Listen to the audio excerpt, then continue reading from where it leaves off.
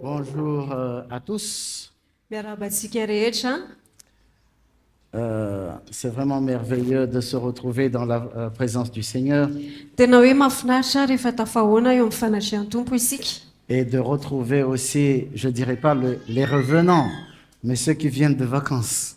Dia mifankahita tsy hoe ireo niverina fa ireo izay tonga avy niala sasatra Bienvenue à tous. dia tonga soa isika rehetra. Est-ce qu'il y a quelqu'un qui est là pour la première fois aujourd'hui? Misy ve vao androany vao tonga eto amin'ity toerana ity a? Il n'y a personne? Ah oui, je vois une petite sœur là-bas. Tu peux te lever et te présenter? Comment tu t'appelles? Misy anabavy kely hitako ato a.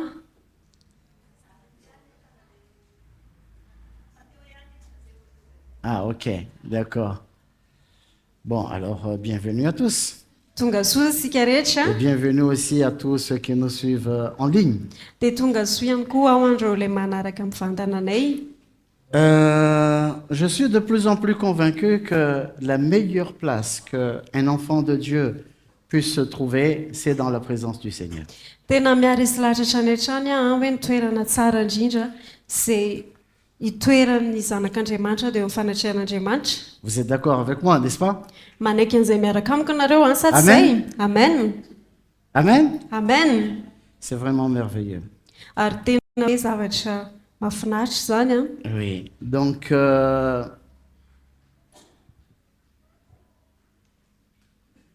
dans la présence du Seigneur, c'est là où nous pouvons entendre sa voix. Ary eo amin'ny fanatrehan'ny tompo a nahafahantsika mihaino feoany, maheno feoany. Nous pouvons connaître sa volonté. Ahafahantsika mahafantatra ny sitrapony. Il y a des gens qui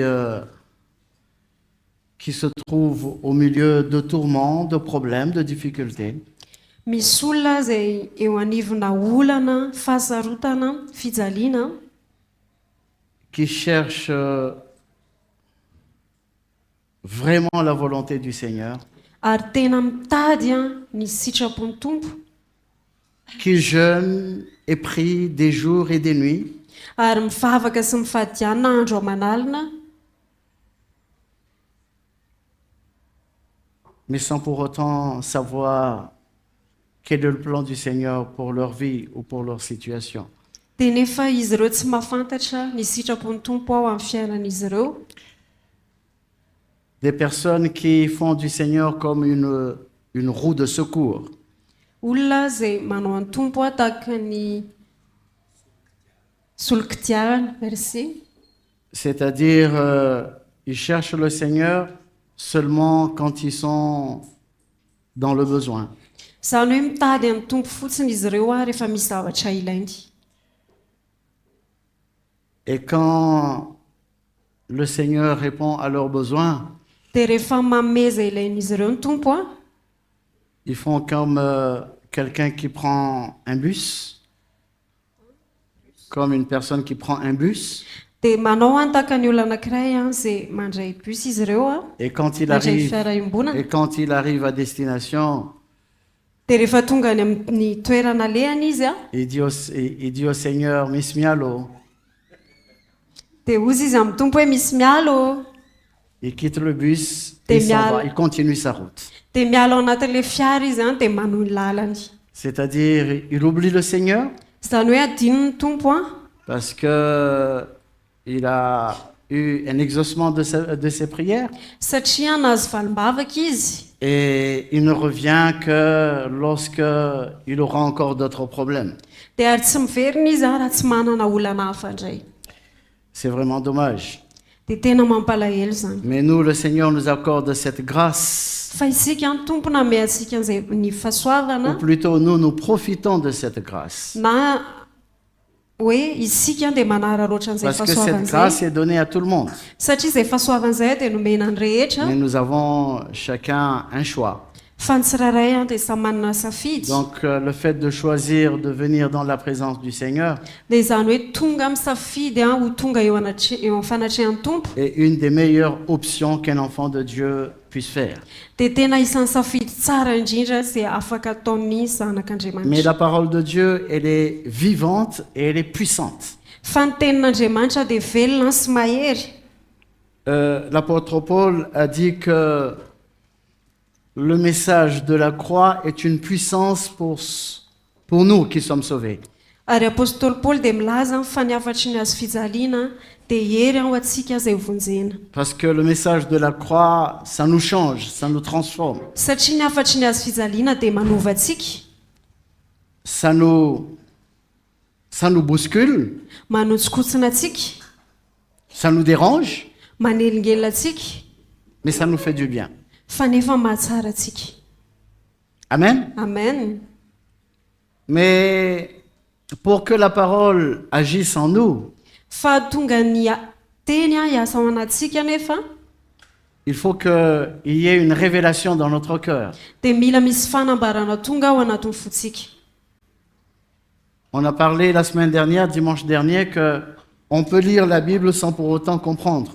Tamin'ny herintsika dia niresaka hoe afaka mamaky baiboly fa tsy misy zavatra azontsika. D'où justement l'importance, la nécessité pour nous Izay mahatonga hoe tena zava-dehibe sy ilayntsika d'aspirer à une révélation du Seigneur ny maniry fanambarana avy amin'ny tompo pour que chaque parole, chaque mot mba ny teny rehetra ait un sens dans notre vie. dia hitondra izy dikany eo amin'ny fiainantsika. Vous savez, un seul mot qui sort de la bouche du Seigneur, Hitanareo teny iray miloaka amin'ny vavan'ny tompo fotsiny et cette parole agit. dia miasa izay teny izay. Dieu a créé toutes choses à travers sa parole. Andriamanitra dia namorona zavatra rehetra tamin'ny alalan'ny teniny Pour que nous ayons cette lumière que nous avons, ahafahantsika manana an'izao fahazavana izao pour que nous ayons le ciel, la terre et tout ce qui est contenu dans l'univers, nananantsika ny lanitra sy ny tany sy ny zavatra rehetra eto amin'izao tontolo il a izao. fallu seulement d'une seule parole. Teny iray fotsiny nahatonga an'izany. Il suffit que le Seigneur dise « soit ».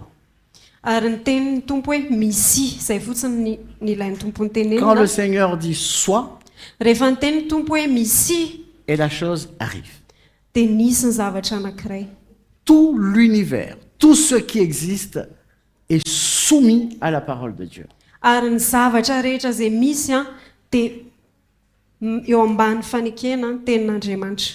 Le monde est gouverné par la parole de Dieu. Ary izao tontolo izao dia eo ambany fifehezan'ny Vous tenin'Andriamanitra. voyez combien la parole de Dieu, elle est puissante et elle est vivante. Hitanareo izany fa tena mahery sy velona ny tenin'Andriamanitra. Mais nous avons besoin d'avoir la révélation dans notre cœur.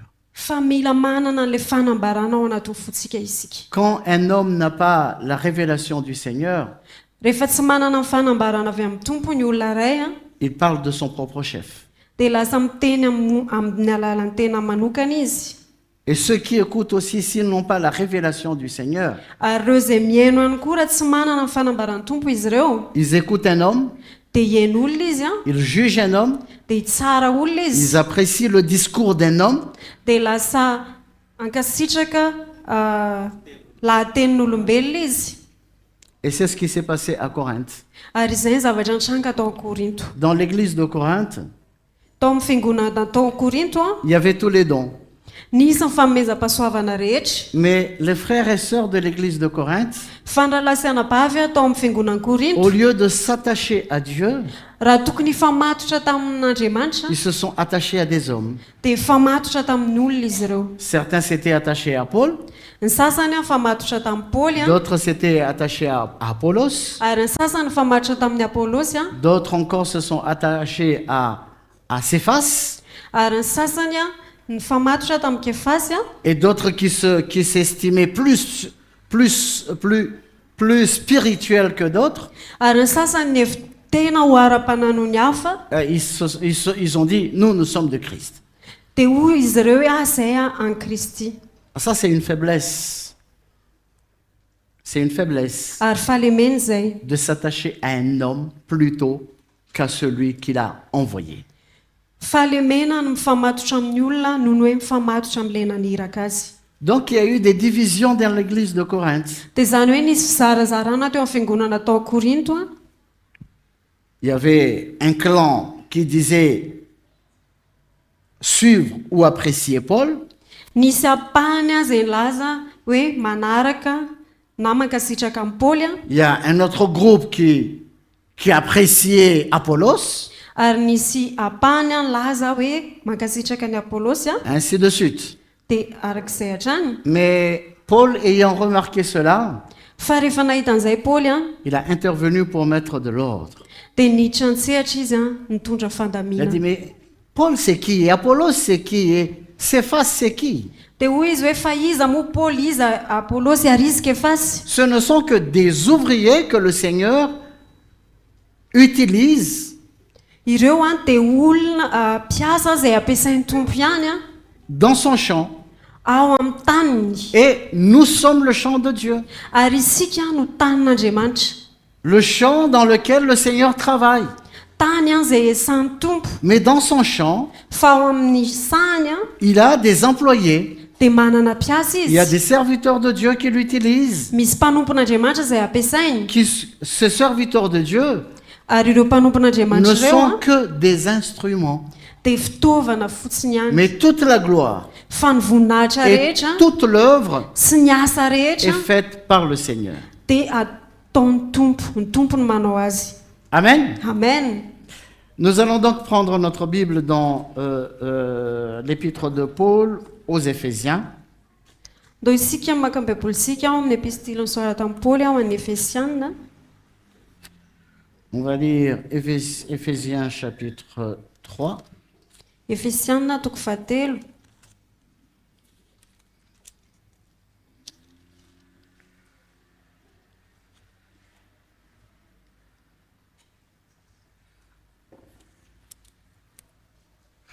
On va lire à partir du verset 8.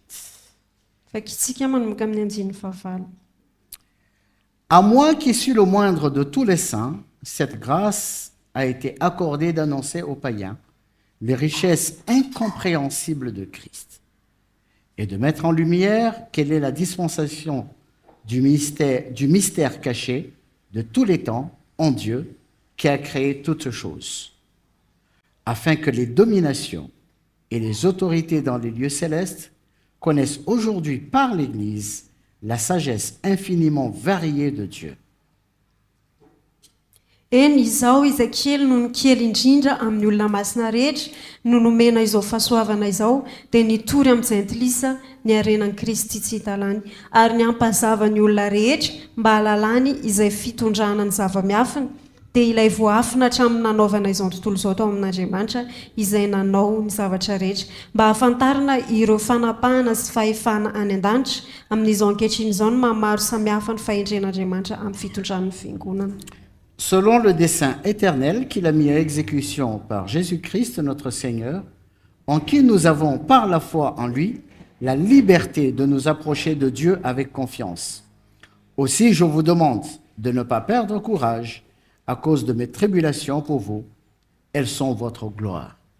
Araka ny fikasana hatraizay izay nataony tao amin'ny Kristy Jesosy tompontsika izay ananantsika fahasahiana sy fanatonana amin'ny fahatokiana noho ny finoana azy koa izany no angatahako aminareo mba tsy ho ketraka amin'ny fahoriako ho anareo fa voninahitrareo izany. À cause de cela, je fléchis les genoux devant le Père, duquel tire son nom toute la famille dans les cieux et sur la terre, afin qu'il vous donne, selon la richesse de sa gloire, d'être puissamment fortifié par son esprit dans l'homme intérieur, en sorte que Christ habite dans vos cœurs par la foi, afin qu'étant enracinés et fondés dans l'amour, vous puissiez connaître avec tous les saints quelle est la longueur, quelle est la largeur, la longueur, la profondeur et la hauteur, et connaître l'amour de Christ qui surpasse toute connaissance, en sorte que vous soyez remplis jusqu'à toute la plénitude de Dieu. koa izany no angatahako aminareo mba tsy ho ketraka amin'ny fahori ary noho izany no andolohako amin'ray izay azahoan'ny fianakaviana rehetra any an-danitra sy ety an-tany anarany mba homeny anareo araky ny haren'ny voninahiny ny mba ho atanjahana fatratra amin'ny fanany ny toe-pananareo mba hitoeran'ny Kristy ao am-ponareo amin'ny finoana ka hamaka sy orona mafy amin'ny fitiavana ianareo mba ahaizanareo mba amin'ny olona masina rehetra ny ahafantarana tsara izay sakany sy lavany ary aviny sy alaliny ary ahalala ny fitiavan'i Kristy izay mihoatra noho ny fahalalana mba hamelona anareo amin'ny fahafenoan'Andriamanitra rehetra. Mes frères, je Voilà. suis vraiment touché par la manière dont Paul a écrit cet épître, ou plus particulièrement ce passage. Tena hoe voakasika ny amin'ity andalana zay ny amin'ny fomba nanoratany Paoly an'ity andalana Il ity. utilise des superlatifs, des mots très forts. Tena mampiasa teny mafimafy izy a. Regardons ensemble quelques mots ou quelques expressions. Andao itsika hijery teny na fomba fiteny Au maromaro. verset 8, il dit les richesses incompréhensibles de Christ. Eo amin'ny andin'ny favalo À la fin du verset 8. arenan'ny Kristy tsy hita lany. Au verset 9, il parle de la dispensation du mystère caché de tous les temps. Eo amin'ny andin'ny fasivy izy ny hoe ampazava alalany ilay voafina hatramin'ny nanaovana izao tontolo izao tao amin'Andriamanitra. Au verset 10, il parle de la sagesse infiniment variée. De ao amin'ny andin'ny fafolo izy de miresaka hoe fahendren'Andriamanitra, mamaro samihafa ny fahendren'Andriamanitra.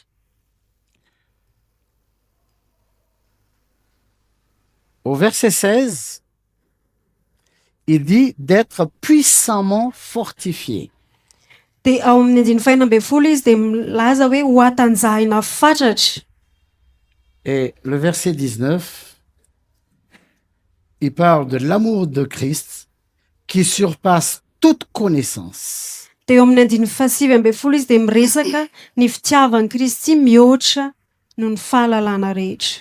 Quand je lis ce passage, Rehefa mamaky an'ity andalana ity j'ai l'impression que Paul est en train de chercher de ohatrany hoe mitady Paoly des mots, des termes, des expressions mitady teny fomba fiteny pour expliquer des choses inexplicables. mba hanazavana zavatra tsy hay hazavaina. Si vous vous rappelez, lorsqu'il est monté au 3e ciel, Raha tadidinareo rehefa niakatra tany amin'ny lanitra fahatelo izy il a dit qu'il a entendu des paroles ineffables. de nilaza izy hoe naheno feo teny tsy hay hazavaina, C'est astronomie. tsy azo tonona. Merci. C'est-à-dire que notre langage humain est vraiment pauvre Zany hoe tena mahantra ny teny maha-olombelona antsika pour parler de la gloire de Dieu, iresana ny pour voninahitr'Andriamanitra expliquer le plan de Dieu pour toi et pour moi. sy hanazavana ny drafitr'Andriamanitra ho anao sy ho ahy. Donc, il essaie d'utiliser les termes qu'il puisse trouver dans notre langage humain De miezaka izy manazava amin'ny teny izay hitany amin'ny fiteny maha-olombelona pour parler de la richesse de la gloire de Dieu. mba iresany ny hareniny voninahitr'Andriamanitra. Cette richesse de la gloire de Dieu, Ary io hareniny voninahitr'Andriamanitra io quand on parle de richesse, rehefa miresaka harena isika on parle d'abondance de biens. de miresaka isika ny fahabetsahana zavatsoa Dieu a énormément de richesses ary Andriamanitra de manana harena be qu'il veut faire connaître au monde, zay tiany ampafantarina zao tontolo zao, mais cela à travers l'Église. fa izany ampafantarina amin'ny alalan'ny fiangonana. Mais l'Église, c'est qui? Fa iza ny fiangonana? C'est toi et moi. Fiangonana de za sy anao. C'est-à-dire que Dieu veut m'utiliser et t'utiliser toi aussi Zany hoe ny tompo de te hampiasa ary te hampiasanao ihany koa pour faire comprendre aux païens mba azo any jentilisa les richesses de sa gloire. ny areny ny voninainy. Mais si toi et moi, Fa raha izaho sy ianao nous n'arrivons pas à comprendre cela, tsy mahatakatra an'izany, nous n'arrivons pas à discerner la grandeur, la profondeur, la hauteur, la largeur de cet amour, isika dia tsy mahafantatra ny alaliny ny alavany ny sakany. si nous manquons de révélation, Raha tsy ampy fanambarana isika, comment est-ce que nous pouvons apporter cela au monde? ahoana ny ahafahantsika hitondra an'izany eo amin'izao tontolo izao? Revenons au verset 8.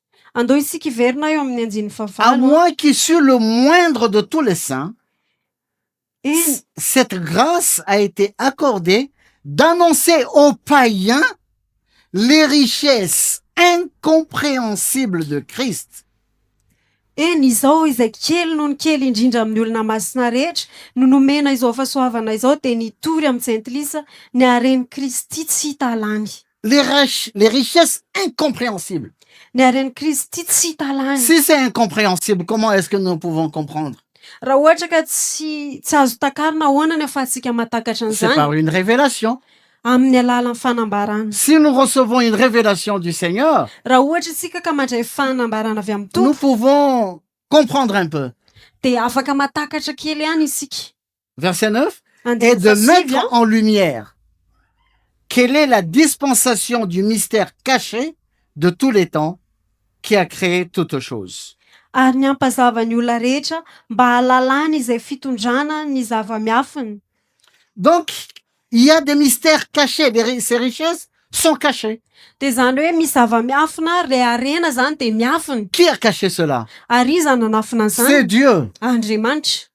Qui peut révéler cela? Ary iza ny afaka manambara C'est an'izany? Dieu. Andriamanitra. C'est pour cela que nous avons vraiment besoin de nous attacher à Dieu Ary izay mahatonga hoe tena mila mifamatotra marina amin'Andriamanitra pour qu'il isika, ouvre les yeux de notre cœur mba ahafahany manokatra ny masony fotsika, afin que nous puissions comprendre ce que la chair ne peut pas comprendre. ahafahantsika matakatra zay zavatra tsy hainy nofo takariny. Les richesses incompréhensibles de Dieu. Arena tsy hita alany na tsy azo takarina ao amin'Andriamanitra.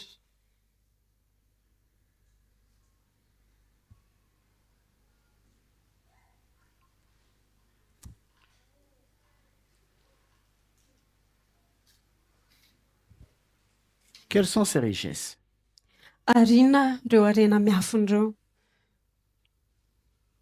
Nous recevons beaucoup de choses du Seigneur. Isika dia mandray zavatra be dia be avy amin'ny Tompo. Nous avons reçu le pardon.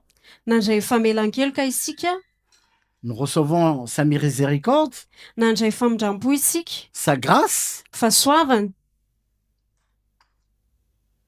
ce que nous sommes, la paix, la joie, fiadanana, fifaliana, la vie, la santé. fiainana, fahasalamana. On ne peut pas lister tout ce que nous recevons du Seigneur. Ary tsy afaka tanisaitsika izay niraisintsika avy amin'ny Et Tompo. tout ce que nous recevons, Fa izay niraisintsika c'est gratuit. dia maimaimpona avokoa. Le souffle de vie que nous avons, Ary ny fofinaina izay ananantsika c'est un don du Seigneur.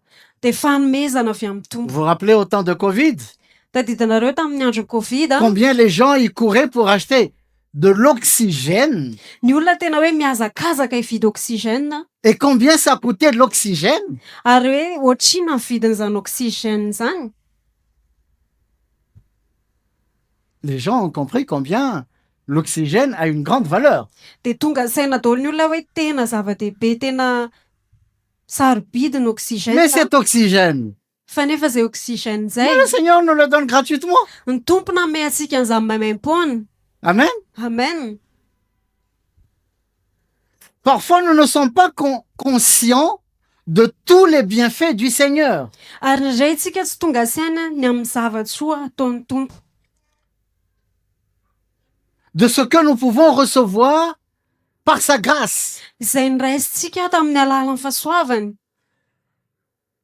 Et quelles sont les richesses qu'il déverse sur nous. Ary inona ny arena izay arotsany eo amintsika.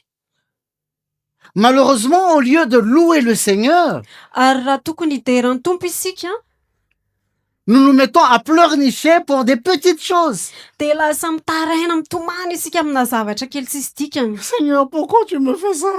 Tompo fa maninana manao zao amiko ianao.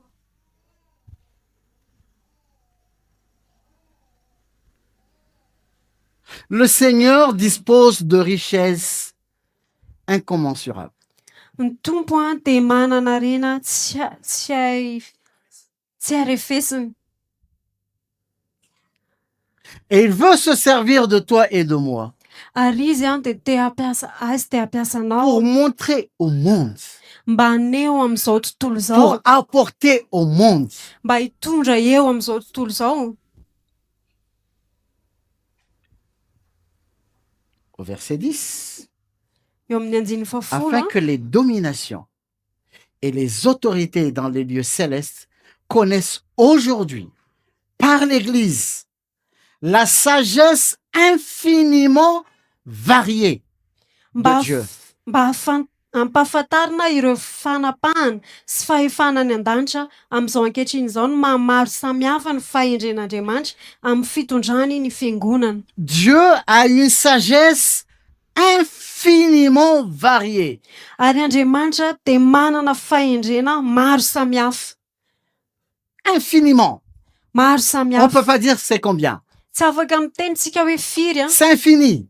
fa tena hoe tsy azo isaina. Alors, mais comment est-ce qu'il va pouvoir montrer aux dominations Ary et au monde? ahoana ny ahafahany maneho amin'ny fanapahana sy izao tontolo izao C'est en se servant de toi et de moi.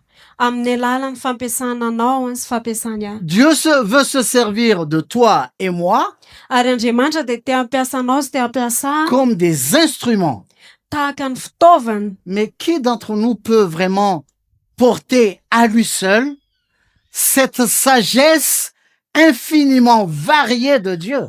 Fa iza amintsika no afaka hitondra hoe izy rery a izay fahendrena maro samihafa an'Andriamanitra izay. Qui peut porter ça? Iza ny afaka mitondra Qui peut an'izany? porter la gloire de Dieu Iza tout ny seul? afaka mitondra ny voninahitra ambanitra hoe izy rery mitondra an'izany?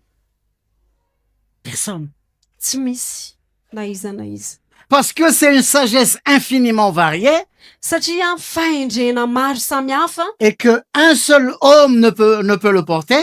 ary olona ray tsy afaka mitondra an'izany. Qu'est-ce qu'il fait? Inona ny ataony a? Il a donné des dons. Dia nanome famezam-pahasoavana Il a izy, donné des ministères. nanome asa fanompoana Il a donné izy, des opérations. nanome fandrarana izy.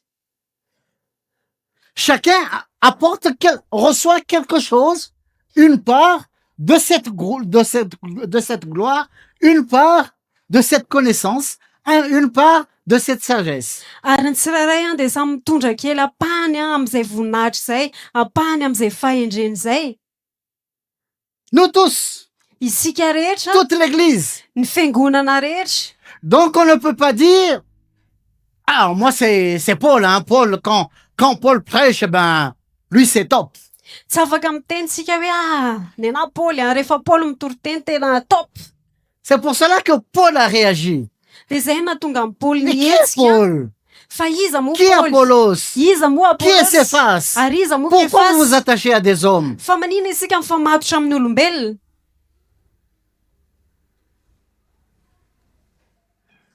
À l'église du Seigneur, Ao amin'ny fiangonan'ny tompo a, Dieu répond à travers ses enfants ary Andriamanitra manaparitaka amin'ny alalan'ny zanany a quelque chose venant de lui. zavatra avy aminy. Quelque chose venant de sa richesse, de Zavatra ses richesses. avy amin'ny hareny. Amen. Amen.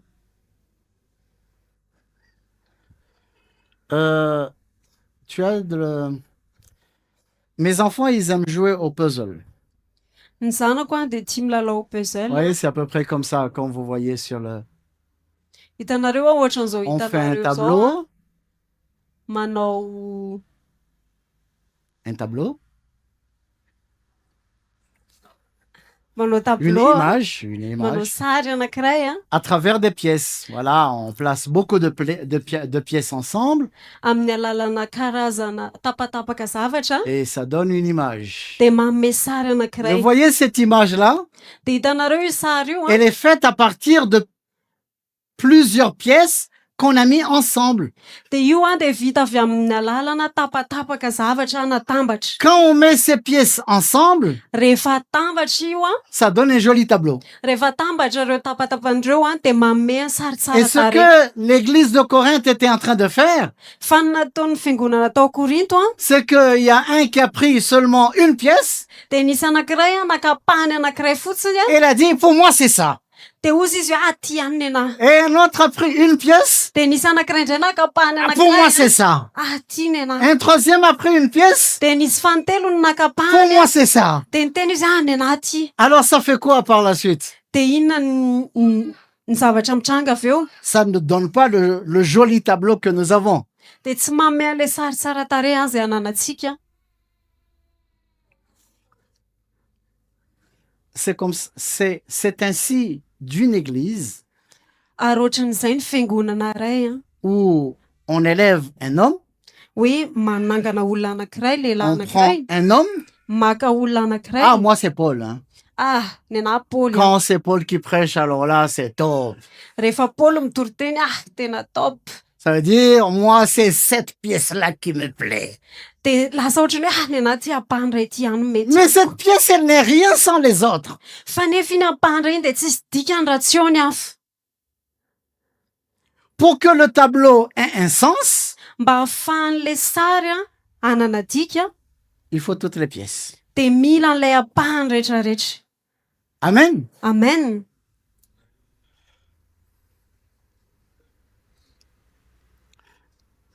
Donc, je disais donc que pour comprendre cela, pour comprendre la parole de Dieu, Araka ny lazaiko teo hoe mba ahafahantsika matakatra ny tenin'Andriamanitra nous avons besoin d'une révélation. dia mila fanambarana isika. Nous avons besoin d'une révélation du Seigneur. Ary mila fanambaran'ny Tompo.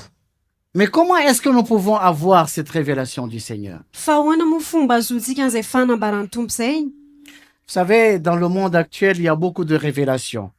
Hitanareo amin'izao tontolo izao amin'izao vaninandro ankehitriny izao be dia be ny fanambarana. Beaucoup de chrétiens, de serviteurs de Dieu ont des révélations. Be dia be mpanompon'Andriamanitra, zanak'Andriamanitra, mpanompon'Andriamanitra manana fanambarana. Chacun a sa révélation. Ary ny tsirairay avy dia samy manana ny Et il fanambarana. prêche selon sa révélation. Ary mitory araka ny fanambarana.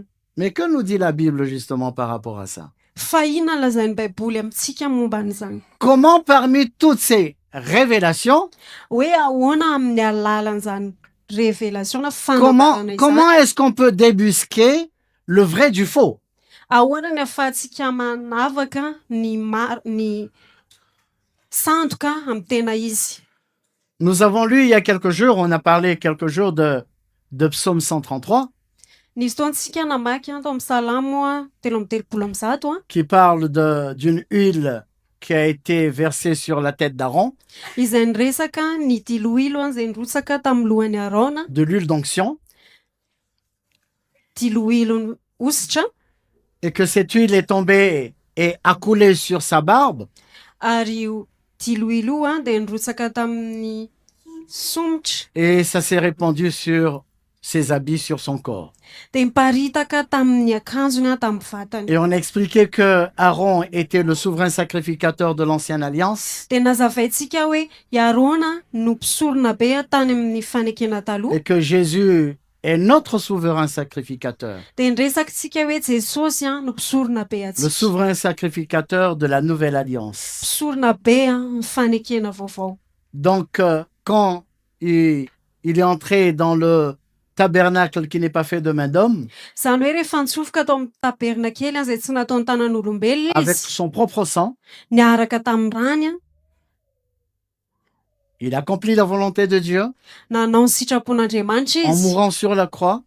maty eo amin'ny hazo Il est fijaliana ressuscité dia nitsangana tamin'ny maty Et c'est là qu'il est entré dans le temple qui n'est pas fait de main d'homme. dia teo izy zany niditra tao amin'ny tempoly azy tsy natao ny Et tanan'olombelona. il a été intronisé, il a été établi comme Christ. Ary izy dia natao ho Kristy, C'est-à-dire, il est loin.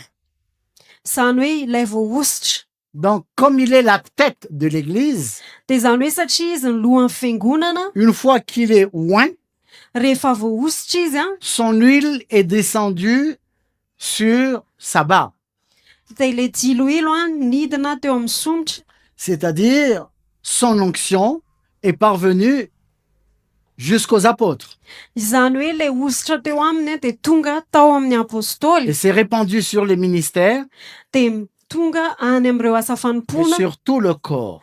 dia tonga any amin'ny tena rehetra. Donc, l'onction du Seigneur, Izany hoe ny ositro ny tompo, l'onction de Dieu ny ositr'Andriamanitra passe par l'onction apostolique. dia mandalo amin'ny ositra apôstôlika. Bon, pour recevoir une révélation du Seigneur, Zany hoe azontsika ny fanambarana avy amin'ny tompo cette révélation, nous la recevons dia raisintsika izay fanambarana par ce izay cheminement, amin'ny alalan'izay ambaratonga izay. l'onction qui est faite sur la tête Ilay ositra izay eo amin'ny loha et qui a coulé sur la barbe dia midina eo amin'ny et sonitra qui s'est répandue sur le corps que nous sommes, l'Église. dia tonga aty amintsika tena dia ny fiangonana. Donc, s'il y a une soi-disant révélation Zany hoe raha misy milaza hoe fanambarana qui ne vient pas du corps, de la tête, izay tsy avy any amin'ny loha qui passe par la barbe, dia tsy mandalo eo amin'ny sonitra, comment est-ce qu'il peut atteindre le corps? ahoana ny ahafahan'izany ho tonga aty amin'ny tena. Voilà pourquoi on peut avoir beaucoup de soi-disant révélations Izany mety mahatonga hoe mety be dia be ny afaka lazaintsika hoe et fanambarana, ces révélations se contredisent dia ireo fanambarana ireo nefa dia lasa parce mifanohatra qu'ils n'ont pas suivi un cheminement normal. satria tsy nandalo amin'ilay ambaratonga tokony La ho vraie izy. révélation, Fa ny tena fanambarana c'est la révélation que nous recevons par l'onction apostolique. dia ilay fanambarana izay raisintsika amin'ny alalan'ny ositra apôstôlika.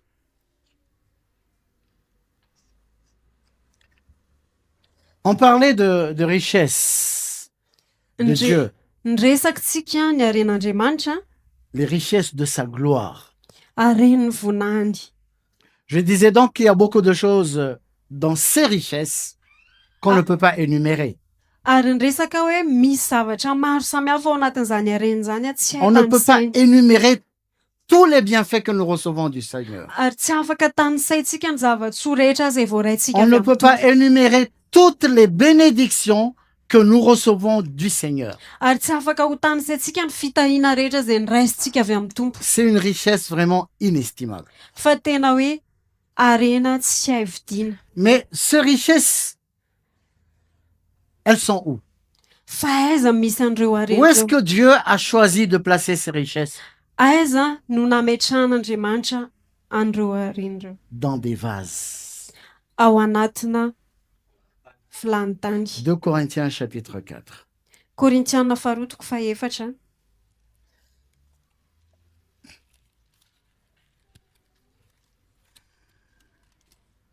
« 2 Corinthiens chapitre 4.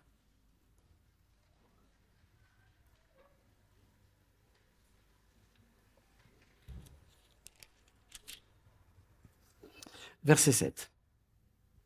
Korintiana faharotoko fahaefatra andiny fafito. Nous portons ce trésor dans des vases de terre, afin que cette grande puissance soit attribuée à Dieu et non pas à nous. Fa manana izao rakitra izao amin'ny vilany tany izahay mba ho an'Andriamanitra ny halehiben'ny hery fa tsy ho avy aminay. Ces trésors, ils sont pas mis dans des coffres, Io rakitra io dia tsy nidiana anatina vata sarobidy, pas dans des coffres forts, tsy ao anatina vata sarobidy, mais dans des vases de terre. fa ao anatina vilany tany. Les vases de terre sont faits avec de l'argile et de l'eau, Ny vilany avec de la tany poussière et de l'eau. ny vilany tany dia vita avy amin'ny tanimanga, vovoka sy rano Elles sont fragiles, ary malemy elles se brisent facilement. ary mora vaky. Comment est-ce que nous sommes faits? ary ohatrany ahoana nanaovana antsika Nous sommes faits de poussière isika dia vita avy amin'ny vovoka et pas buée, de rosée qui montait du sol. ary avy amin'ny ranonando avy amin'ny tany C'est comme ça comment nous sommes faits. ary ohatr'izay a nanaovana antsika C'est pour cela que nous allons revenir à la poussière. ary zay mahatonga hoe hiverina ho vovoka Nous isika sommes faits de poussière vita avy amin'ny vovoka et nous allons isika revenir à la poussière. dia hiverina amin'ny vovoka Nous isika sommes faibles. malemy isika On est facilement malade.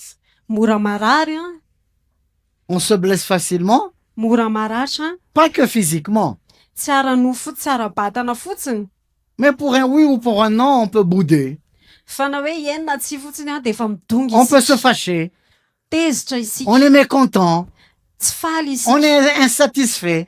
tsy mora tsy afa-po isika Ce vase, il est faible. ary io vilany tany io a dia tena malemy Mais Dieu a choisi de mettre sa gloire dans ces vases de terre. nefa andriamanitra dia nisafidy ny ametraka ny vonany ao anatin'izany vilany tany zany Par l'église que nous sommes, amin'ny alala amin'ny mahafiangonana antsika par ces vases de terre que nous sommes, amin'ny maha hoe vilany tany atsika Dieu veut montrer au monde la puissance de sa gloire. andriamanitra dia te haneo amin'izao tontolo izao a ny hery ny vonany Amen. amen Est-ce que vous me comprenez? takatrareo ve ny zavatra laza Voyez un peu l'amour du Seigneur pour nous hitanareo ve ny fitiavan'andriamanitra ao atsika et la grâce qu'il manifeste envers nous. sy ny fahasoavana izay asehony amintsika Il aurait pu continuer à cacher, à faire de sa gloire un mystère. mety afaka nytoy a nanafina ny vonany izy a ho zava-miafina Mais au lieu de faire cela, fa raha tokony hanao an'izay izy il nous a choisis, nous qui sommes faibles, dia nisafidy atsika isika izay malemy a nous qui ne sommes rien, itsika izay tsinitsinina nous qui sommes des mortels. isika izay olona mety maty a Il nous a choisis pour y mettre sa gloire, nifidy atsika izy a mba metrany ao a ny pour voninany mettre ses richesses. metrany a ny hareny C'est-à-dire, parmi ses richesses, izany hoe amin'ny alalandreo harenyreo a il y a ses vertus. dia misy a ny mahandriamanitra azy toe-mpanaraka an'andriamanitra safady Merci. Et le monde doit voir à travers nous ary izao tontolo izao a dia tokony hita amin'ny alalantsika les vertus de Dieu, ny toe-panan'andriamanitra parce que nous ressemblons à son Fils. satria isika dia mitovy amin'ny zanany Amen. amen Par toi et moi, amin'ny alalanao sy amin'ny alalako a Dieu veut manifester ses vertus dans le monde. dia andriamanitra te haneo a ny toe-panahany a amin'izao tontolo izao Et la plus grande des richesses, ary ny harena lehibe indrindra la plus importante de toutes les richesses de Dieu, ny zava-dehibe indrindra amin'ny haren'andriamanitra c'est Christ en nous. dia kristy a ao anatsika Amen. amen Christ habite en nous. kristy a dia mitoetra ao anatsika Dieu habite en nous. andriamanitra mitoetra ao anatsika Parce que Dieu habite en nous, dia satria andriamanitra mitoetra ao anatsika il va donc se manifester au monde dia izy iseho amin'izao tontolo à izao a travers nous. amin'ny alalantsika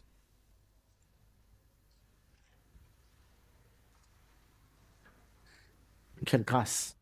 tena fahasoavana izany Je ne sais pas si notre petite tête arrive un peu à comprendre. tsy haiko hoe ny lokelitsika ve a afaka matakatra an'izany Ces richesses se trouvent dans notre intérieur, izay hareny izay a dia ao anatsika dans ce vase de terre. ao anatin'ilay vilany tany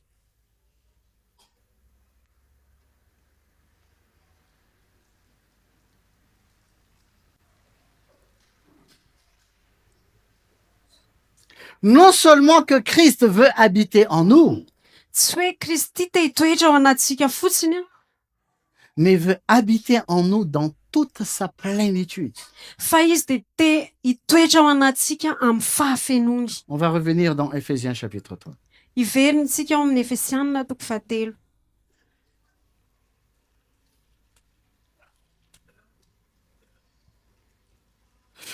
Le verset 17. Andiny fafito amby En folo. sorte que Christ habite dans vos cœurs par la foi. On s'arrête là. En sorte que Christ habite dans vos cœurs par la foi. Mba hitoeran'i Kristy ao am-ponareo amin'ny finoana. Azantsika eo.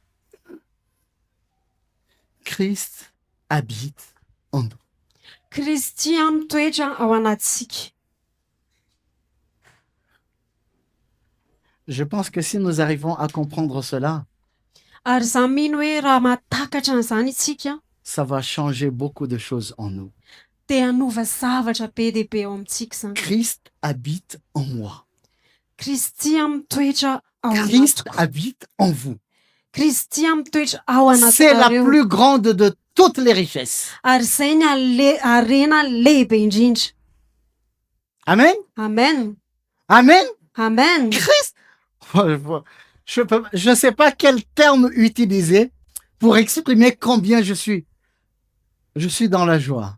Tsy haiko ny teny ahafahako maneho hoe tena ao anaty De fifaliana. savoir que Christ, mon Rédempteur, mon Sauveur, mon Roi, habite en moi.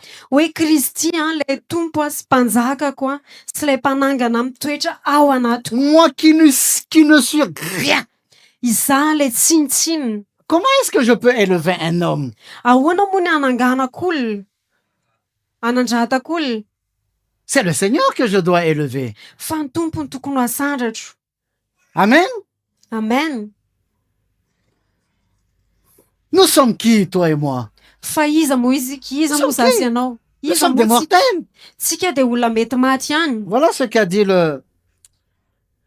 l'auteur de l'épître aux Hébreux. Ary izay lazain'ny mpanoratra ny bokin'ny Hébreo.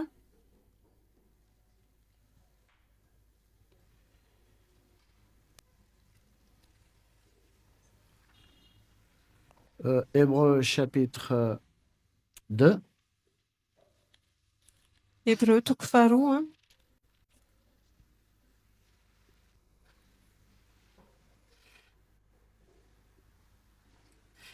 Verset 5 à 8. En effet, ce n'est pas à des anges que Dieu a soumis le monde à venir dont nous parlons. Or, quelqu'un a rendu quelque part ce témoignage. Qu'est-ce que l'homme pour que tu te souviennes de lui?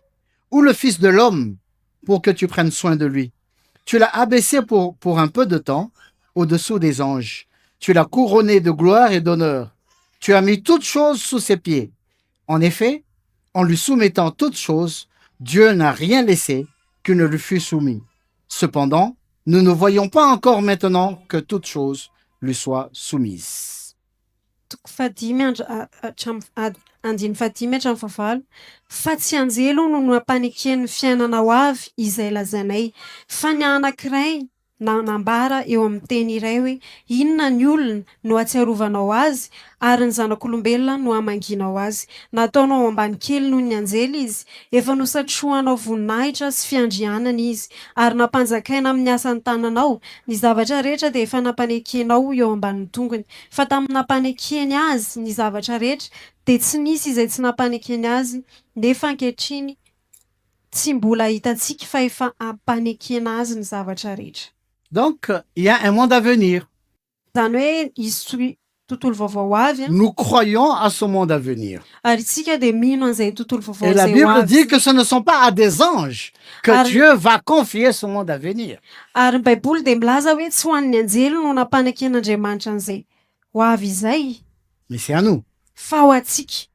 Nous allons régner avec lui Isika no hiara-manjaka aminy dans ce monde à venir. ho amin'izay fiainana ho avy izay. Amen. Amen. C'est une gloire quand même qu'il nous donne. Tena hoe voninahitra izany Que omentsika nous izany allons régner avec lui pour toute l'éternité. hoe hiara-manjaka aminy a mandrakizay isika. Vous voyez un peu l'amour du Seigneur pour nous et cette grâce. Tena hitanareo ve ny fitiavan'Andriamanitra sy ny fahasoavan'Andriamanitra Nous, amitsika. pauvres pécheurs misérables, Isika le mpanota mahantra tsisy dikany a, il est venu nous chercher dans la décharge.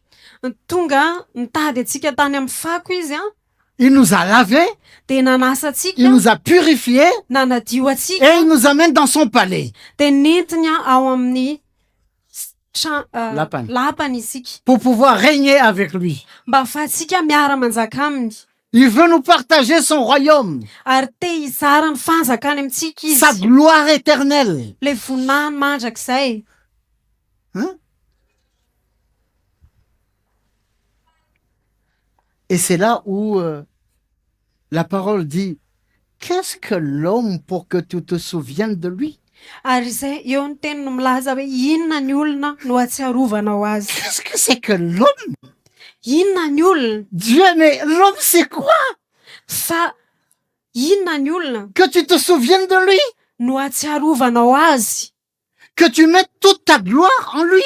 Hoe ataonao eo aminy voninahitra ao rehetra?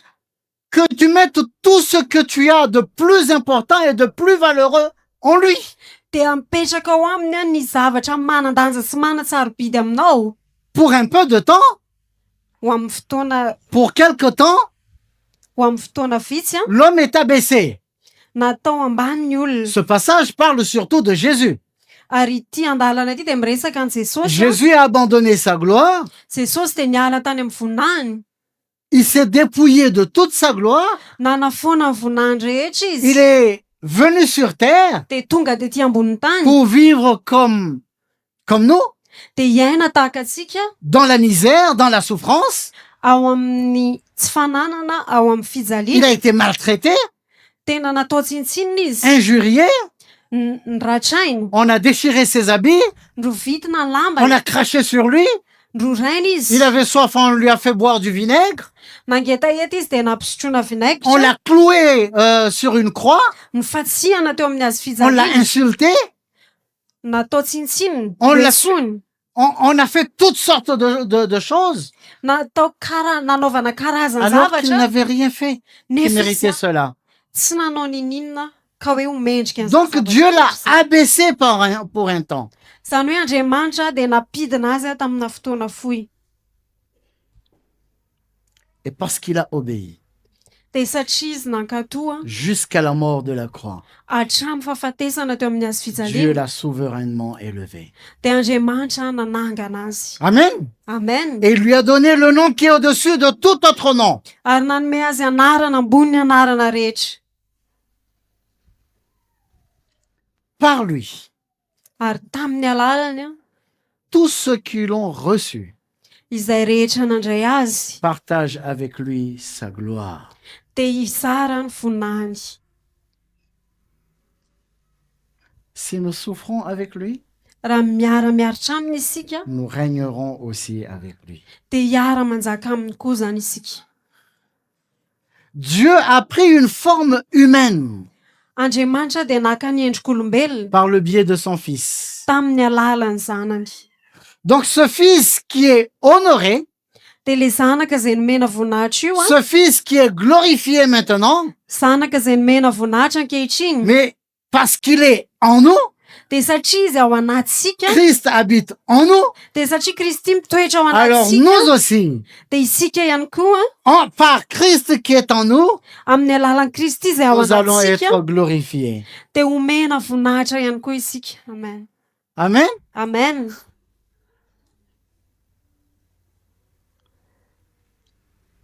Il y a deux gloires Misy an voninahitra anankiroa que le Seigneur nous a réservées. izay nitehiriziny tompo atsika. La première gloire, nous la recevons sur la terre. Ny voninahitra voalohany de ho raisintsika ety ambony Nous tany. n'allons pas chercher cette gloire. Tsika de tsy tady an'izany voninahitra Le zany. Seigneur nous donne cette gloire. Ny tompony manome atsika an'izany C'est quoi voninahitra cette zany. gloire? Ino zany voninahitra zany? Christ en nous. Kristy ao anatsika. La richesse de la gloire de Dieu, Ny haren'ny voninahitra Andriamanitra c'est Jésus-Christ. de Jesosy Kristy. Je répète, averiko ihany a La richesse de la gloire de Dieu, ny hareny voninahitr'andriamanitra c'est Jésus-Christ. dia Jesosy Mais Kristy ce Jésus-Christ, fa io Jesosy Kristy io il a habite en nous. dia mitoetra ao anatsika. Amen. Amen. Mais ça n'est pas tout. Fa tsy izay ihany nefa Dans le monde à venir, fa ao amin'ny fiainana ho avy nous allons être glorifiés avec le Seigneur. dia hiara-homena voninahitra miaraka amin'ny tompo isika. Nous allons régner avec le Seigneur. Hiara-manjaka amin'ny tompo isika. Colossiens chapitre 1. Kolosiana toko voalohany.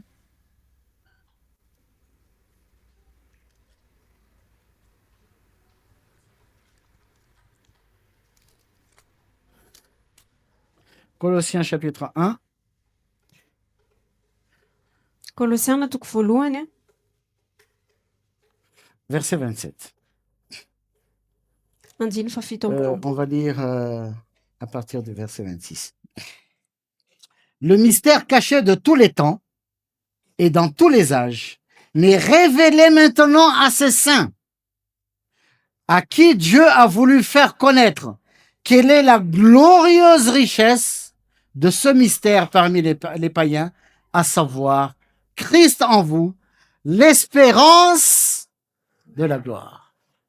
Eo fakitsika manomboka amin'ny andiny fahaenina amby roapolo a dia ny zava-miafina ilay voafina hatramin'ny fahagola sy ny taranaka maro fa voaseho ankehitriny amin'ny olo-masina izay efa tian'Andriamanitra ho nampahafantarina ny harenan'ny voninahitra ity zava-miafina ity any amin'ny jentilisa dia Kristy ao anatinareo izay fanantenana ny voninahitra. C'est un mystère qui a été caché dans tous les temps.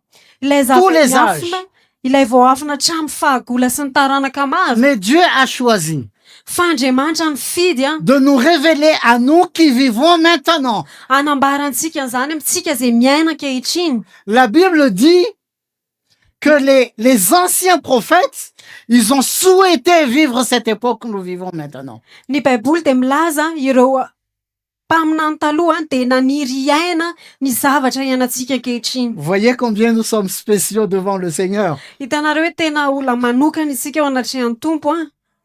Nous n'avons pas vécu avant, Sika dia tsy niaina taloha pendant le temps de l'ancienne alliance, tsy niaina tamin'ny andro fanekena taloha mais Dieu a voulu que nous vivions au temps de la nouvelle alliance, fa tian'Andriamanitra isika niaina tao anatin'ny fanekena vaovao que nous recevions le salut, hoe handray ny que nous famonjena devenions ses enfants. ho tonga zanany isika. Et il nous révèle ce mystère caché pendant tous les siècles. Dia izy a dia nampiseho atsika naneo amintsika ilay harena miafina izay nafenina fahagola Et nous faire connaître ary mampafantatra atsika quelle est la glorieuse richesse inona de ce mystère. ny haren'ny voninahitra izany zava-miafina izany. Et cette glorieuse richesse de ce mystère, Ary ny haren'ny voninahiny izany zava-miafina izany c'est a Christ en nous. dia Kristy ao Et anatsika. Christ en nous, Kristy ao c'est anatsika l'espérance de la gloire. izy ny fanantenana ny voninahitra. Il y a une gloire qui nous attend Misy voninahitra miandry atsika par Christ. amin'ny alalan'i Parce que Kristy. Christ habite en nous, Satria Kristy il y a mitoetra ao une gloire qui anatsika nous attend. dia misy voninahitra miandry atsika. Amen. Amen. Oh, que c'est beau. Tena tsara zany a.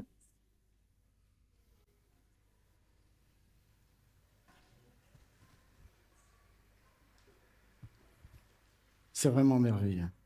Tena hoe zavatra mahafinaritra. Donc je disais que aucun homme ne peut porter à lui seul la gloire du Seigneur. Araka ny lazaiko teo a tsy vitan'olona tokana ny tondra ny voninahitra. Aucun homme seul ne peut porter toutes les bénédictions du Seigneur. Tsy misy olona ray afaka mitondra ny fitahin'ny tompo rehetra. Aucun homme ne peut porter à lui seul la sagesse infiniment variée de Dieu. Ary tsy misy olona tokana afaka mitondra ny maro samihafa ny fahendren'Andriamanitra. C'est pour cela que le Seigneur a donné des dons à l'Église. Ary izay natonga ny tompo a nanome fanomezam-pahasoavana ho amin'ny Il a fiangonana. donné des ministères à l'Église. Nanome asa fanompona ho amin'ny fiangonana. Il a donné des opérations à l'Église. nanome fandrarana ho amin'ny fiangonana, Il a donné des manifestations à l'Église. nanome fanehoana ho amin'ny fiangonana. Mais cela, ce n'est pas à un seul homme, Fa tsy ho an'olona tokana nefa izany, mais il a partagé dans son corps. fa nizarazarainy ao amin'ny tenany. Vous écoutez le frère Mickey? Nareo mihaino ny rahalahy Miki, Il transporte quelque chose que le Seigneur lui a donné. mitondra zavatra izy izay nomeny tompo azy. Bientôt, nous aurons le frère Marc. Tsy ho ela dia ho avy eto amintsika rahalahy Marika, Mais Marc n'est pas le frère Mickey. fa Marika dia tsy rahalahy Miki. Et il ne va pas prêcher comme le frère Mickey. Ary izy dia tsy toriteny tahaka amin'ny rahalahy Miki. Nous avons déjà vu le frère Jocelyn. Efa nahita ny rahalahy Jocelyn isika, Le frère Jocelyn ne prêche pas comme Marc, ary rahalahy Jocelyn dia tsy mitoriteny tahaka Marika ni comme Mickey. na tahaka Mais Miki. chacun a quelque chose qu'il a reçu du Seigneur. Fa ny tsirairay dia manana zavatra izay niraisiny avy amin'ny tompo. Amen. Amen. Il est bon le Seigneur. Hein? Tena tsara ny tompo. Il fait des choses de telle manière qu'il ne peut pas y avoir de concurrence entre Tsuri et moi. Tena hoe manao zavatra izy mba tsisy fifaninanana amin'ny tsoro sy amiko. Parce ce qu'il a donné à Tsuri, il ne m'a pas donné. Satria ny zavatra nomeny an-tsory fa tsy nomeny anahy. Et ce qu'il m'a donné, il n'a pas donné à Fali. Ary ny zavatra nomeny anahy dia tsy nomeny amin'ny faly. Nous avons besoin les uns les autres. Fa tena hoe mifampila isika tsirairay Et nous avy. nous complétons. Ary mifameno isika. Amen. Amen.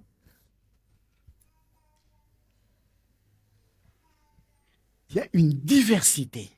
Tena hoe misy fahasamihafana, Mais une diversité dans l'unité. fahasamihafana anatina firaisana. L'église de Corinthe n'avait pas compris ça. Fa ny fiangonana tao Korinthe dia tsy natakatra an'izany. Ils n'avaient pas compris que cette diversité, c'est pour constituer une beauté. C'est une complémentarité. Izy ireo dia tsy natakatra hoe ilay fahasamihafana dia hitondra fifamenoana, hanome fahatsarany zavatra iray. Vous avez vu les pièces du puzzle? Hitanareo ve ilay ampahana puzzle teo? Ils étaient différents, Samihafa ireo mais ils se complétaient. fa nifameno Et ça donne un joli tableau. dia manome sary tsara tarehy. Donc on ne peut pas s'attacher à une pièce. Dia tsy afaka mifamatotra amina ampahany anankiray zany tsika. On ne peut pas s'attacher à un homme. Tsy afaka mifamatotra amina olona. On reconnaît la grâce que le Seigneur a donnée à un homme. Fa isika dia manaiky ny fahasoavana izay Mais c'est au nomen'Andriamanitra Seigneur olona qu'on iray. s'attache. Fa amin'ny tompo no mifamatotra isika. Amen. Amen. Tous ceux qui servent, Ireo rehetra izay manompo, tous ceux qui prêchent, ireo izay mitory ce sont des pièces du puzzle de Dieu. dia ampahany amin'ilay puzzle an'Andriamanitra. Donc on ne peut pas avoir une préférence. Moi, ma pièce préférée, c'est ça, c'est celui qui est au coin. Dia tsy afaka miteny mihitsy tsika hoe ny anahy ilay ampahany tiako ilay amin'ny sisiny kely ity.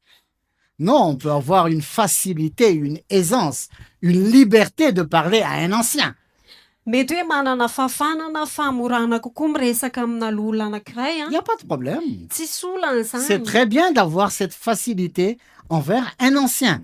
Tena tsara hoe manana an'izay fahafana manantrana lola anankiray izay. Mais la question de Corinthe, c'est pas une question de facilité ni d'aisance. Fa ny olana tao Korinto tsy resaka hoe fahafana miresaka amina olona Mais iray, c'est une question de préférence. fa resaka fitiavana Ah, moi, je manokana. préfère un tel. Ny anahy ihany no tiako kokoa.